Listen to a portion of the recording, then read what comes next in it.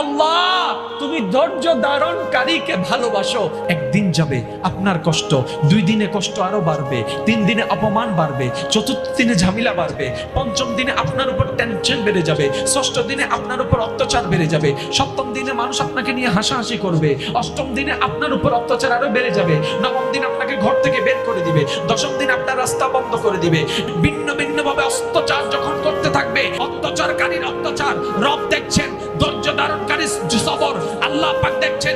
যেই দিন রবের মর্জি হয়ে যাবে, রব যখন দেখবে আপনার ধৈর্যটা রবের পছন্দ হয়েছে, এবার রব ডাক দিয়ে বলবে, ওরে ফেরেশতারা আমার বান্দাকে সাহায্য করা শুরু কর, সাহায্য করা শুরু কর, সাহায্য করা শুরু কর। ফেরেশতা বলবে, আল্লাহ দুনিয়ার সামান্য একটা রিকশাওয়ালা, তাকে কেন সাহায্য করব? রব বলে, আমি ওয়াদা করেছি ইন্নাল্লাহ মা'আস সাবিরিন, যেই ধৈর্য ধরবে আমি রব তার সাথে আছি। সুবহানাল্লাহ।